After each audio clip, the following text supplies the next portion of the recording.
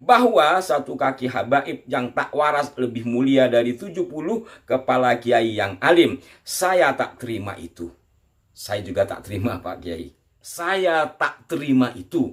Karena kaum Ba'alawi yang waras diam, maka kami merasa harus berbicara demi marwah dan nasionalisme. Assalamualaikum warahmatullahi wabarakatuh. Salam jumpa, salam sejahtera untuk Anda semua. Salam persaudaraan dari kami, Aras 9 Channel. Saudara-saudaraku, dalam kesempatan kali ini izinkan saya akan membacakan surat dari Pak Profesor Dr. Kiai Haji Mahfud MD Madura. Saudara-saudaraku sekalian, alhamdulillah ya, belakangan ini banyak tokoh-tokoh muncul membahas, entah itu berkenaan dengan nasab para habaib, juga dengan pengaburan-pengaburan sejarah yang dilakukan oleh oknum dari kalangan habaib. Walaupun yang namanya pengaburan sejarah tentu dari siapapun ada, hanya saja yang muncul dan tampak begitu banyak belakangan yang muncul ini adalah yang dari kalangan habaib. Seperti Bu Irma ya, dari salah satu partai politik. Kemudian yang paling menohok ini adalah dari Pak Mahfud MD yang sebelumnya dipikir tidak akan seperti itu. Maka dari itulah kemudian ada seseorang yang entah Ba'alwi atau bukan, kemudian memberikan balasan surat Pak Mahfud tersebut. Saya akan bacakan beberapa bagiannya saja dari surat yang disebut anonim. Dari kiriman yang kami terima, pernyataan Profesor Dr. Mahfud MD digugat oleh surat anonim yang kemungkinan besar dari Ba'alwi. Ini kemungkinan ya. Surat panjang untuk Mahfud MD, CC Roma Irama, kepada yang terhormat Bapak Mahfud MD. Assalamualaikum warahmatullahi wabarakatuh. Melalui surat ini saya ingin menanggapi surat dukungan Anda kepada Roma Irama terkait perlawanannya terhadap apa yang Anda sebut sebagai gerakan habaib. Meskipun surat itu Anda tujukan untuk pribadi Roma Irama, namun karena beredar dalam kurung diedarkan, tanda tanya, secara luas di ruang publik dalam kurung dalam hal ini di media sosial, maka saya sebagai bagian dari masyarakat Indonesia merasa berhak untuk memberikan tanggapan. Saat pertama kali membaca surat itu, saya dan beberapa kawan baik dari suku Ba'alawi maupun dari suku-suku lain tak percaya bahwa itu benar-benar tulisan Anda. Kami meyakini nama Anda telah dicatut oleh orang-orang yang kurang lebih selama 2 tahun belakangan ini giat membangkitkan kebencian rasial terhadap etnis Ba'alawi. Melalui tayangan-tayangan di YouTube, kelompok itu berupaya menciptakan permusuhan antar sesama. Narasi yang dibangun antara lain bahwa Trah Ba'alawi merupakan keturunan Yahudi, keturunan imigran Yaman yang sama sekali tak memiliki peran dalam perjuangan kemerdekaan Indonesia, antek-antek penjajah Belanda, pengkhianat bangsa, dan ingin menjajah Indonesia. Namun kami sangat terkejut karena memperoleh konfirmasi bahwa memang Anda penulisnya, dan itu membuat kami kecewa dan sedih. Mengapa demikian? Karena selama ini kami melihat Anda sebagai tokoh nasional dengan wawasan kebangsaan dan intelektual yang mengagumkan. Kami juga memandang Anda sebagai pejabat dan politisi yang memiliki integritas, nasionalis, dan inklusif. Namun sungguh kami sayangkan Anda ikut berbicara dan memihak dalam polemik nasab dalam kurung sebuah tema yang pada dasarnya tidak penting dan kontraproduktif, dan seterusnya. Nanti inti dari apa yang disampaikan oleh penulis surat anonim ini bisa terjawab, sebenarnya bisa diketahui dari jawaban yang disampaikan oleh Pak Mahfud. Kalau bisa mungkin nanti bisa ditaruh di kolom deskripsi atau di kolom komentar barangkali ya, atau juga mungkin di kolom apa namanya itu, komunitas ya, biar Anda bisa baca. Kenapa saya sampaikan? Karena di sini ada keterangan ya. Mohon kepada siapapun jangan ditambahkan dengan kalimat-kalimat buatan sendiri. Teks asli ini hanya sesuai dengan yang saya kirimkan kepada saudara Islah Bahrawi. Artinya dengan demikian kan boleh saya baca gitu ya. Dan mudah-mudahan ini menjadi pencerahan. Terima kasih matur sekelangkong Pak Kiai. Saudara Salim Al-Haddar, CC Roma Irama, CC Islah Bahrawi. Saudara Salim, surat dari seseorang yang Anda kirim kepada saya itu sudah saya baca dan sudah saya balas. Dapat dimengerti ya maksudnya? Sebenarnya saya tidak tahu siapa penulis surat itu karena dikirim sebagai forward melalui seseorang yang saya kenal, tetapi pengirimnya tak menulis namanya. Saya kira penulis surat tersebut hanya mengirim surat itu kepada saya dan tak dikirim ke orang lain. Berarti surat menyurat saya dengan pengirim yang hanya terbatas itu boleh saya kirim kepada siapapun sekarang. Oleh sebab itu, saya berikan juga kepada saudara surat jawaban saya kepada yang bersangkutan yang selama ini saya simpan sendiri di bawah ini. Intinya di sini Pak Mahfud menulis, Pak XXX sampaikan terima kasih saya atas surat yang baik ini. Nama penulis suratnya anonim ya. Tidak apa-apa, saya tetap menanggapi dengan catatan ringkas. 1. Saya memang tak percaya etnis Ba'alawi bernasab ke Nabi sesuai hasil tes DNA yang tersiar. Tetapi saya tidak perlu pembuktian karena bagi saya tak ada bedanya. Nasab siapapun sama. Harus diluruskan jika salah. Sikap saya untuk tidak percaya karena adu argumen tentang hasil tes DNA yang bagi saya meyakinkan untuk percaya salah satunya. Selain DNA, kajian histori, migrasi, geografi, dan filologi meyakinkan saya bahwa hubungan nasab Ba'alawi ke Nabi tidak ada. Bacaan saya bukan hanya Imaduddin, tetapi banyak sumber lain. Filolog Menachem Ali adalah salah satunya. Tetapi jika ada yang percaya, ya monggo saja, saya tak pernah melarangnya. Yang kedua, tidak pernah meminta kaum Ba'alawi membuktikan dengan tes DNA. Jadi saya tak meminta pembuktian. Tetapi saya meminta Rizik Syihab saja yang membuktikan dengan tes DNA. Sebab dialah yang terang-terangan dulunya meminta orang melakukan tes DNA, terutama jika ada Habib Jawa dalam kurung katanya Habib Pribumi yang berhidung pesek mengakui bernasab ke Nabi. Lah, setelah dia sendiri yang diminta tes DNA, selain dianya diam 1000 bahasa, dia juga mendiamkan keluarganya bilang bahwa tes DNA itu haram.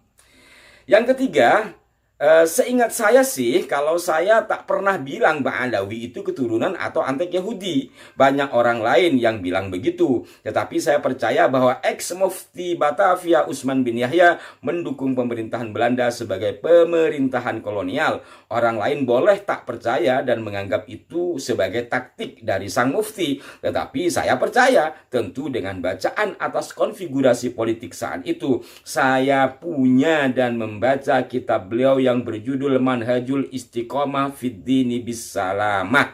Isinya jelas beliau mengecam dan mengharamkan perlawanan terhadap pemerintah Belanda. Yang keempat, fokus perhatian saya sebenarnya hanya pada 4 hal. 1. Saya melawan klaim tentang peran penting habaib dalam perjuangan kemerdekaan. Bahwa ada habaib yang ikut membantu perjuangan, maka saya setuju, tapi bantuan itu diberikan juga oleh orang-orang lain, termasuk Cina, Arab, non-Ba'alawi, Jepang, bahkan Belanda. Arus utamanya yang berjuang adalah pribumi. Maaf, istilah pribumi ini adalah istilah ilmu dan istilah resmi dalam hukum. Istilah ini hanya tidak boleh dipakai jika dijadikan syarat untuk melamar pekerjaan, menjadi pejabat, atau ikut proyek pemerintah. Saya melawan pengkastaan Saya melawan pengkastaan dalam keberagamaan, di mana dikatakan secara terbuka di pengajian-pengajian dan tanpa teguran dari pengurus Ba'alawi bahwa habaib lebih mulia dari non-habaib, meski habaibnya gila, penjudi, pemabuk, dan pezina. Bahwa habaib pasti masuk surga, bahwa orang biasa yang baik jika tidak memuliakan habaib tidak akan masuk surga, bahwa satu kaki habaib yang tak waras lebih mulia dari 70 kepala kiai yang alim. Saya tak terima itu. Saya juga tak terima, Pak Kiai. Saya tak terima itu karena kaum Ba'alawi yang waras diam, maka kami merasa harus berbicara demi marwah dan nasionalisme kami. Tegas sekali, Pak. Yang ketiga, saya melawan khurafat. murahan bahwa kakek ana bisa membentak malaikat mungkar nakir. Habib anu bisa menarik rantai emas dari langit. Habib anu bisa mengirim surat kepada malaikat. Habib anu bisa meminta kepada Allah untuk mematikan api neraka jahanam. Bukankah klaim-klaim itu tersebar luas secara audiovisual dengan gambar yang ngomong sekalian?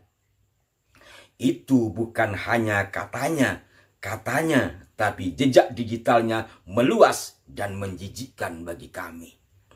4. Saya menggugah, mengapa antum diam 1000 bahasa atas pembalawian tokoh-tokoh leluhur dan pejuang kemerdekaan kami, bahkan membangun kuburan-kuburan lama atau baru yang kemudian diberi gelar waliullah dari kalangan Ba'alawi.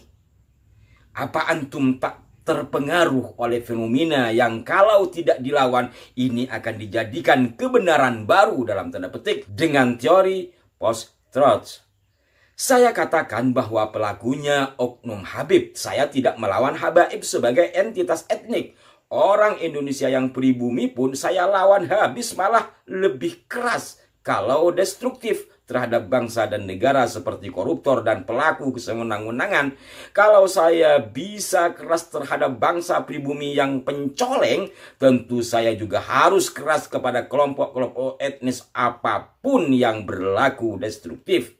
Saya suka lagu-lagu nasionalisnya Mottohar yang menyentuh, tetapi saya juga suka kepada lagu-lagu dari pencipta lagu nasional selain Mottohar seperti W.R. Supratman, Cornel Simanjuntak, Kusbini, Ibu Sud, dan lain-lain. Konon, W.R. Supratman diba'alawikan juga, tetapi tokoh-tokoh Ba'alawi diam saja.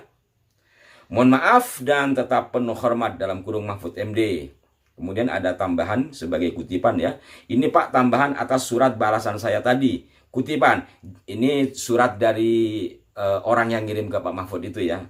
Kutipan langsung maksud saya. Jika nasab bukan sesuatu yang penting, jika ketersambungan dan ketidaktersambungan nasab kepada Nabi Muhammad tidak mengubah pandangan dan sikap Anda kepada seseorang atau sekelompok orang, dalam kurung dengan kata lain Anda hanya menilai orang berdasarkan ilmu dan perilakunya, kalau baik Anda dukung, kalau salah Anda tolak, lalu apa perlunya Anda berbicara soal keabsahan nasab dan tes DNA segala, dalam tanda petik ya.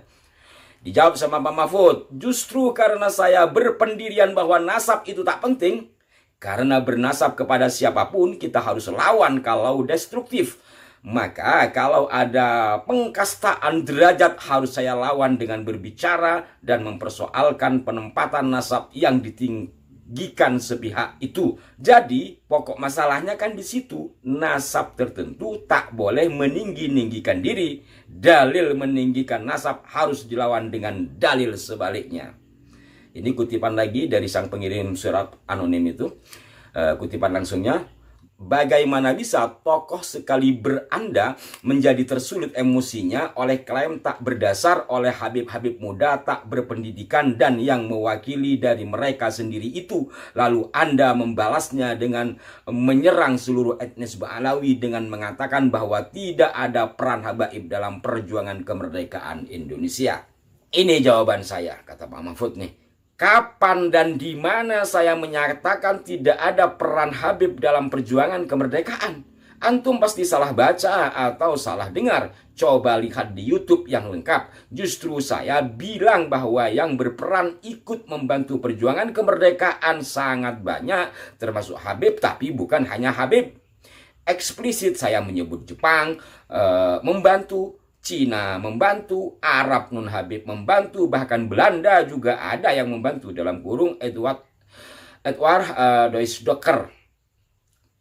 Adapun yang saya katakan tidak ada peran Habib itu adalah peran penentuan tanggal 17 Agustus 1945 itu oleh seorang Habib.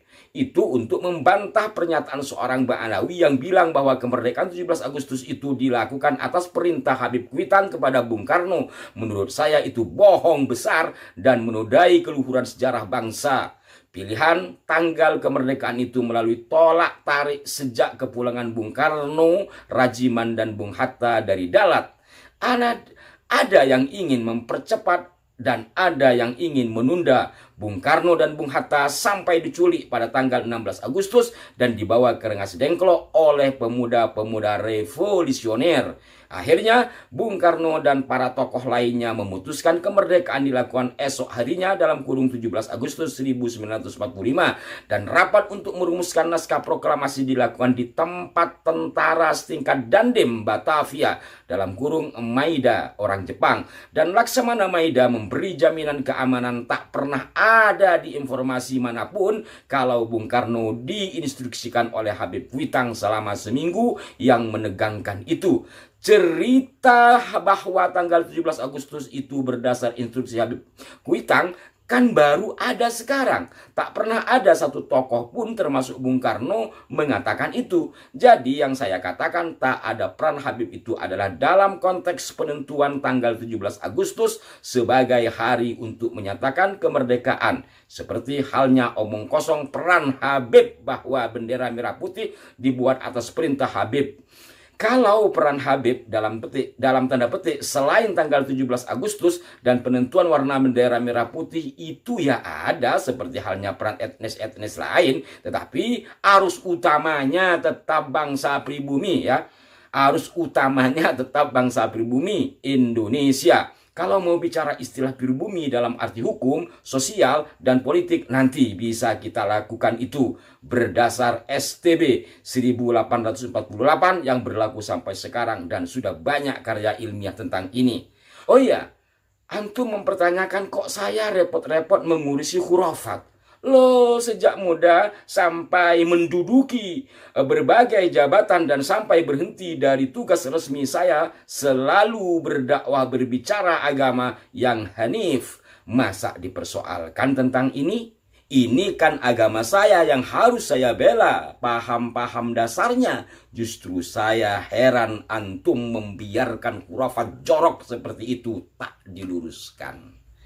Demikian surat lengkap yang saya terima dan saya bacakan untuk Anda, dan silahkan Anda untuk memberikan komentar di kolom komentar, dan semoga ini juga menjadi penambahan wawasan kita, dan terima kasih atas perhatiannya. Sampai jumpa. Wassalamualaikum warahmatullahi wabarakatuh.